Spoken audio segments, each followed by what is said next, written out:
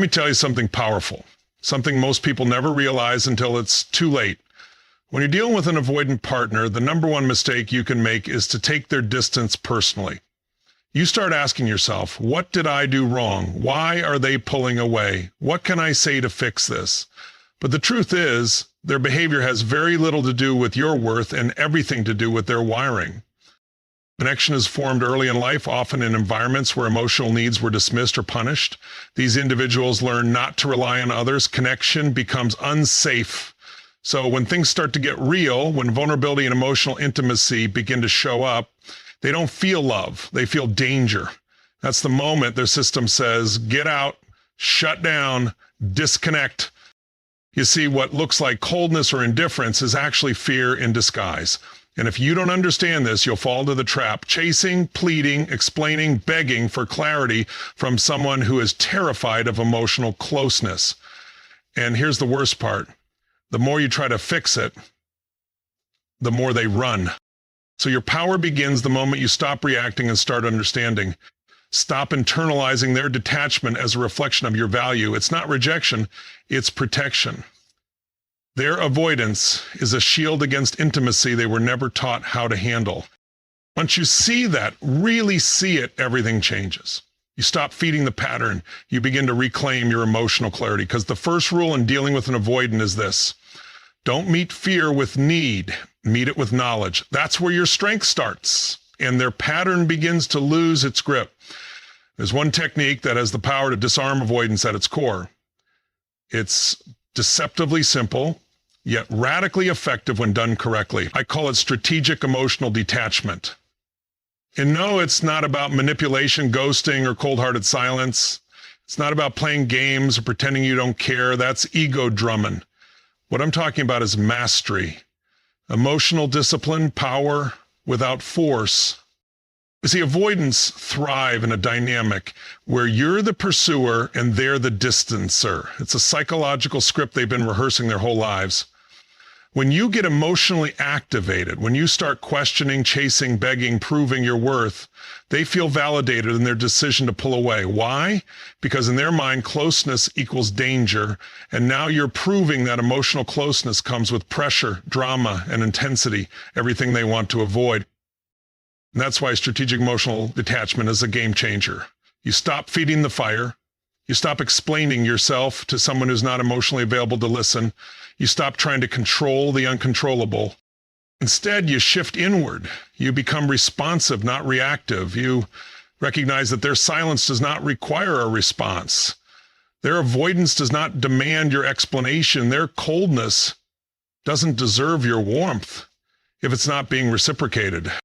This is when the tables turn, not because you're playing a power game, but because you've reclaimed your energy. You stop bleeding emotionally into a space that only drains you, that space of uncertainty, of half love, of almosts. Now here's the interesting thing. Avoidants expect you to chase. It's part of their internal reward system. When you don't, it scrambles their expectation. And in that moment, they are forced to feel the discomfort they've spent years avoiding. They're confronted with their own distance. And for the first time, they may realize what your presence actually meant. Once that's no longer chasing them. But here's where the power lies. You're no longer doing this to provoke a reaction. That's the trap. You do it because you respect yourself too much to participate in a one-sided emotional transaction. Strategic emotional detachment means you choose your peace over their pattern. You choose clarity over chaos. You don't cut them off to punish them. You step back to protect yourself. And the moment you shift your focus from them to you, from reaction to observation, from craving to calm, you step into power they can't touch. The power. It doesn't scream. It doesn't chase. It doesn't prove. It simply exists. Avoidants don't know what to do with someone they can't trigger. That's when the script breaks. And when the script breaks, only two things can happen. They evolve or they exit. Either way, you win. Because you've taken yourself out of the emotional arena they've controlled for so long. This is not about silence. It's about serenity. This is not withholding love. It's redefining it. You teach them what connection looks like by refusing to participate in dysfunction. And that right there is where the technique becomes unstoppable. When you begin to use strategic emotional detachment, something powerful and often uncomfortable begins to happen. The avoidant partner starts to push back. And this is the exact moment where most people get confused and give up. They assume if they're pulling away even more, it must mean I'm doing something wrong. No, in fact, it means you're doing everything right. You've shifted the emotional dynamic. You're no longer playing your old role. You're no longer the emotional firefighter putting out every blaze of discomfort they ignite. And that change disrupts the entire rhythm of the relationship, one they've relied on for safety, even if it was dysfunctional. Avoidants often test your silence not because they miss you, but because they want to know if they still have access. They'll send breadcrumbs, a hey, a like on your photo, a random check-in that seems casual, but is really a probe. Are you still emotionally available to them? What they're really asking underneath the surface is, can I still run and have you chase me? And here's where your growth is tested. You must learn to decode these moments not as invitations for reconnection, but as signs that the pattern is destabilizing. That means the technique is working. Avoidants are deeply uncomfortable with emotional shifts they can't control. When you stop reacting, they feel disoriented. You're not providing the same emotional safety net they took for granted, and rather than rushing in to rescue them from that discomfort, you hold the line. You stay grounded. That's why consistency is your new superpower. Not emotional outbursts, not cold silence, not passive aggressiveness, just calm, firm, unshakable consistency. You're no longer orbiting around their comfort zone. You're building your own. That's where the real leverage comes from. You need to expect the tests, expect the delay, expect the silence, and when it comes, don't flinch. That's not the time to cave in. That's the moment to lean deeper into your strength. Your job isn't to fix their discomfort. It's to hold space for your growth. Yes? Because let me be clear, if they're capable of evolving, they will only do it when their old strategies no longer work. And you not reacting is what forces that moment. This is where transformation happens, not just for them, but for you. You're reprogramming your own nervous system to not respond to emotional absence with fear.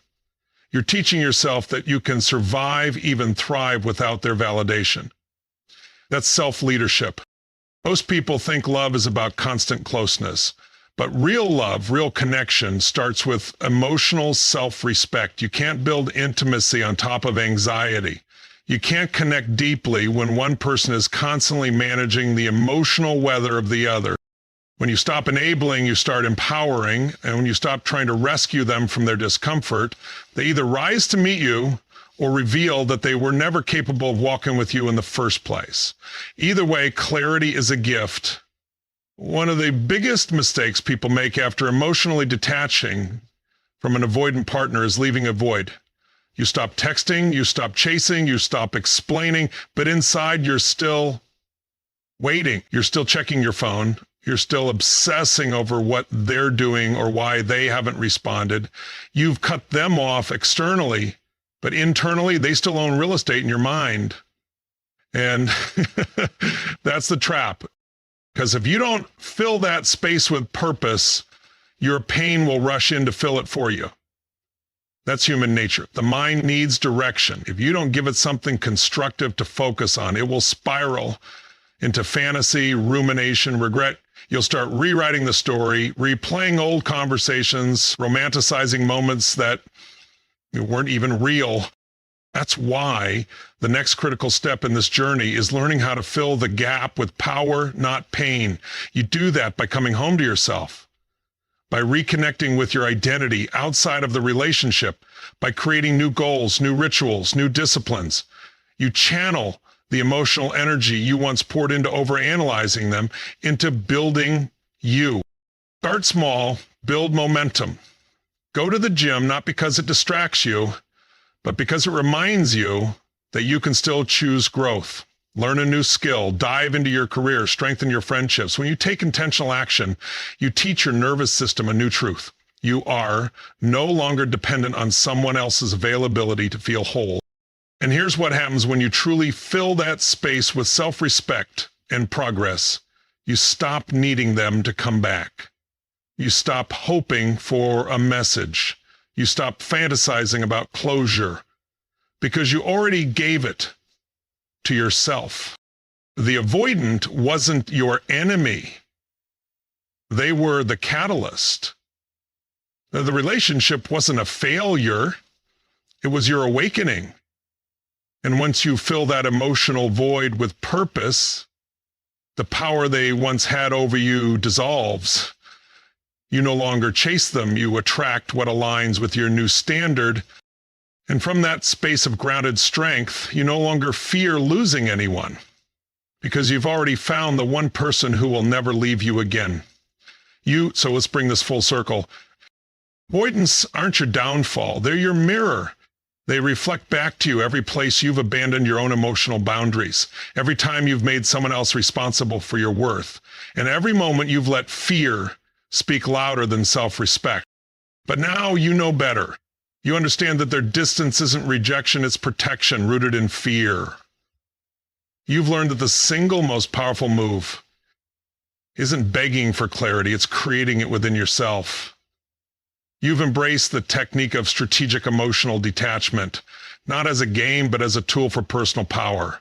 You've committed to consistency over chaos, self-leadership over emotional reactivity. And when the pushback comes, and it will come, you now know it's not a sign to surrender. It's a sign to stand firm. Because every time you resist the urge to chase, to explain, to fix, you reclaim a piece of yourself. Then comes the space, the silence.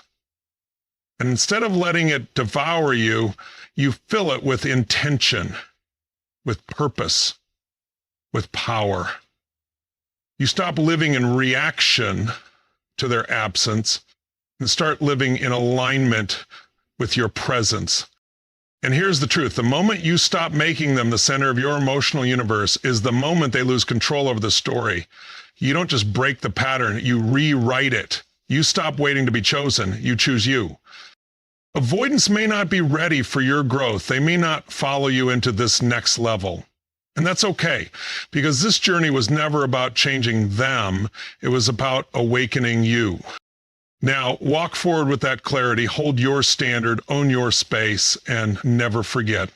The most attractive force on this planet is someone who no longer fears walking away from what no longer serves them. That's your new power. Use it, live it, be it.